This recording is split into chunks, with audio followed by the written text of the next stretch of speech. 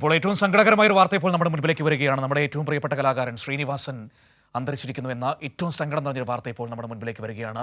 നർമ്മത്തിന് ഒരുപാട് തലങ്ങൾ പകർന്നു നൽകിയ ഒരു കലാകാരൻ, നമ്മൾ ഏറ്റവും അധികം സ്നേഹിച്ചിരുന്ന, നമുക്ക് ഒരുപാട് സിനിമകൾ സമ്മാനിച്ച കലാകാരൻ യാത്രയായിരിക്കുന്നു എന്നത് ഏറ്റവും സങ്കടം നിറഞ്ഞൊരു വാർത്തയാണ്. കഴിഞ്ഞ കുറേ നാളുകളായി അദ്ദേഹം അസുഖബാധിതനായിരുന്നു. പക്ഷേ അതിൽ നിന്നൊക്കെ ഒന്ന് കരകയറി തിരികെ ജീവിതത്തിലേക്ക് മടങ്ങി വന്നതായിരുന്നു. പക്ഷേ ഇപ്പോൾ തൃപ്പൂണിത്തുറ താലൂക്ക് ആശുപത്രിയിൽ വെച്ച് അദ്ദേഹത്തിന് മരണം സംഭവിച്ചു എന്ന വിവരം മാത്രമാണ് ഇപ്പോൾ നമുക്ക് ലഭ്യമായിരിക്കുന്നത്. 48 വർഷം മലയാളത്തിന് ഒരുപാട് നല്ല സിനിമകൾ സമ്മാനിച്ച, അതിൽ നർമ്മത്തിൻ്റെയും ഒപ്പം തന്നെ പലതരത്തിലുള്ള രാഷ്ട്രീയ അഭിപ്രായങ്ങളുടെയും ഒക്കെയുള്ള സിനിമകൾ സമ്മാനിച്ചൊരു കലാകാരൻ കൂടിയായിരുന്നു ശ്രീനിവാസൻ എന്ന് പറയുന്നത്.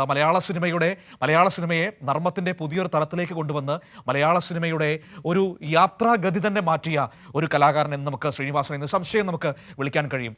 സ്വാഭാവികമായും നർമ്മം, ഒപ്പം തന്നെ എത്രയോ തരത്തിലുള്ള ഇടപെടലുകളാണ് ശ്രീനിവാസൻ എന്ന കലാകാരൻ മലയാളിയുടെ ജീവിതത്തിൽ നടപ്പാക്കിയിരിക്കുന്നത്. പല സിനിമകളോടും രാഷ്ട്രീയപരമായ പല വിയോജിപ്പുകൾ നമുക്ക് ശ്രീനിവാസന്റെ കലാസൃഷ്ടികളുമായി ബന്ധപ്പെട്ടൊക്കെയുണ്ട്. പക്ഷേ എങ്കിൽ പോലും ആ വിയോജിപ്പുകൾ നിൽക്കുമ്പോൾ തന്നെ ശ്രീനിവാസൻ എന്ന കലാകാരനെ മലയാളി ഏറ്റവും സ്നേഹത്തോടെ സ്നേഹിച്ചിരുന്നു, ഏറ്റവും സ്നേഹത്തോടെ അംഗീകരിച്ചിരുന്നു എന്നത് ഏറ്റവും പ്രധാനപ്പെട്ട കാര്യം തന്നെയാണ്. 48 വർഷം നീണ്ട ഒരു സിനിമാ ജീവിതം, 200-ലേറെ സിനിമകൾ അഭിനയിച്ചു, നിരവധി സിനിമകൾ സംവിധാനം ചെയ്തു, നിരവധി സിനിമകൾക്ക് കഥയും തിരക്കഥയും ഒക്കെ എഴുതിക്കൊണ്ട് നമ്മുടെ മുൻപിലേക്ക് വന്നിരിക്കുന്നു. സത്യൻ അന്തിക്കാടിനോടൊക്കെ ഒപ്പം ചേർന്നുകൊണ്ട് ഗ്രാമീണ മലയാളിയുടെ നിഷ്കളങ്കമായ ജീവിതവും ഗ്രാമീണ മലയാളിയുടെ രാഷ്ട്രീയവും ഒക്കെ പല തലങ്ങളിലായി നമ്മളോട് പറഞ്ഞു വെച്ചിട്ടുണ്ട് ശ്രീനിവാസൻ. ആ ശ്രീനിവാസൻ യാത്ര പറഞ്ഞു പോകുന്നു എന്നത് നമ്മളെ സംബന്ധിച്ച് മലയാള സിനിമയ്ക്ക് ഏറ്റവും വലിയ നഷ്ടമാണ്. മലയാള സിനിമയുടെ ഒരു വലിയ കാലഘട്ടം കടന്നു പോകുന്നുവെന്ന് നമുക്ക് പറയാൻ കഴിയും. ആ രീതിയിൽ മലയാളിയോട് ചേർന്ന് നിന്നൊരു കലാകാരൻ കൂടിയാണ്. ഉമേഷ് കൂടി ചേരുകയാണ്. ഉമേഷ്, കഴിഞ്ഞ കുറേ നാളുകളായി അദ്ദേഹം അസുഖബാധിതനായിരുന്നു, ചികിത്സയിലൊക്കെ ആയിരുന്നു. പക്ഷേ ജീവിതത്തിലേക്ക് മടങ്ങി വന്നതായിരുന്നു. എന്നാൽ ഇപ്പോൾ അപ്രതീക്ഷിതമായി മരണം സംഭവിച്ചു എന്ന വാർത്ത ഏറെ സങ്കടപ്പെടുത്തുന്നതാണ്. എപ്പോഴാണ് മരണം സംഭവിച്ചത്? മനു, അദ്ദേഹം ദീർഘനാളായി അസുഖബാധിതനായിരുന്നെങ്കിലും ഈ മരണം തീർത്തും അപ്രതീക്ഷിതം തന്നെ എന്ന് തന്നെ പറയാം. ആകസ്മികമാണ് അദ്ദേഹത്തിന്റെ അന്ത്യം.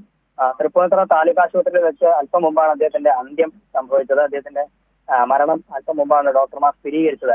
അദ്ദേഹം താമസിക്കുന്നത് തൃപ്പൂണിത്തുറയ്ക്ക് അടുത്ത് കണ്ടനാട് എന്ന് പറയുന്ന സ്ഥലത്താണ്.